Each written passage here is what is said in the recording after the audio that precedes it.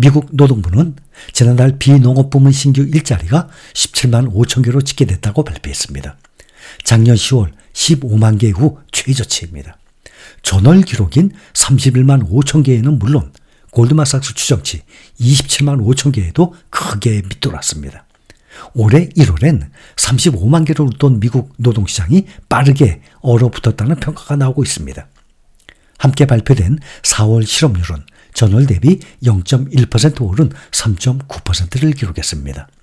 전문가 추정치 3.8%보다 높았습니다. 이것은 2022년 1월 이후 가장 높은 수준입니다.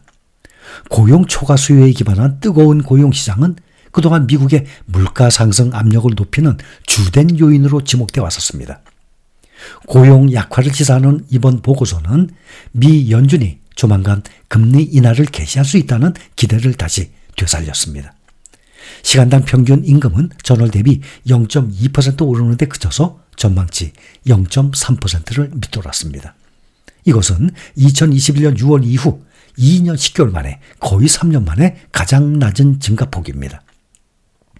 몇 달 만에 처음으로 나타난 고용 증가세 감소와 평균 시간당 임금 증가율 하락으로 금리 인하 논의가 다시 시장에 등장할 것으로 보입니다. 실업률은 상승했고 주간 임금 상승률이 하락하는 등 그동안 뜨거웠던 고용시장이 식어가고 있음을 시사한 것입니다.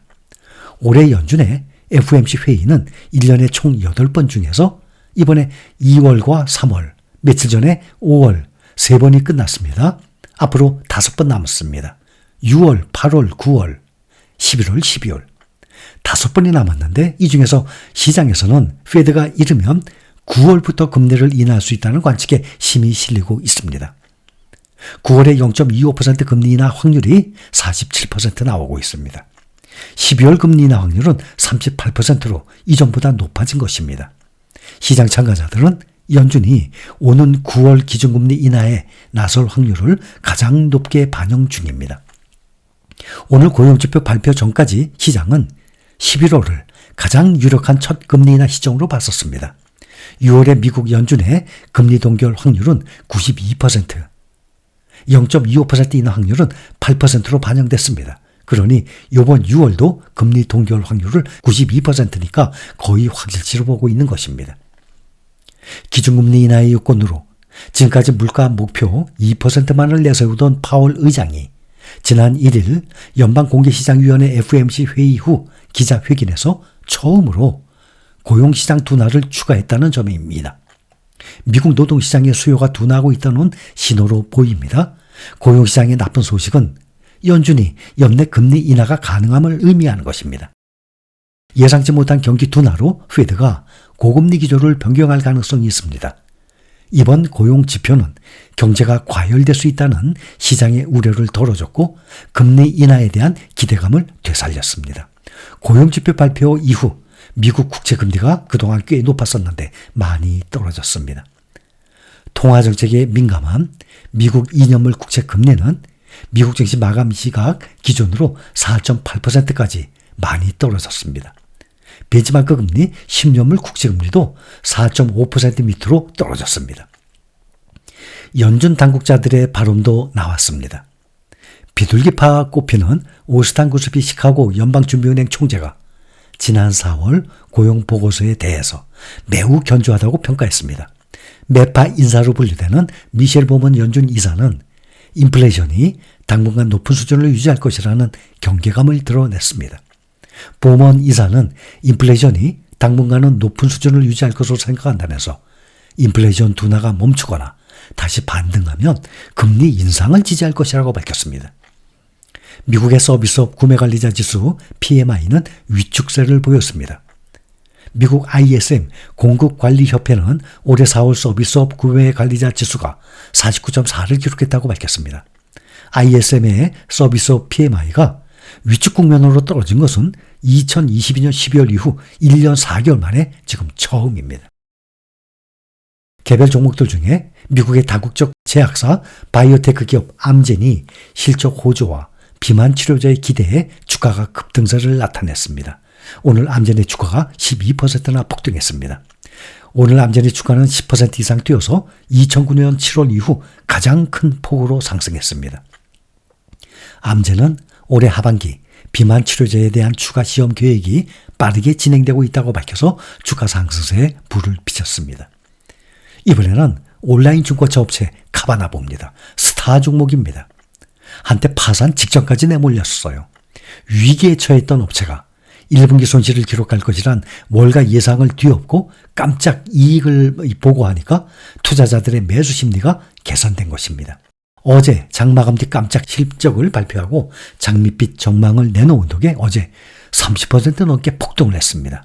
근데 오늘은 또 4% 이상 추가 상승했어요. 아주 극적인 종목입니다.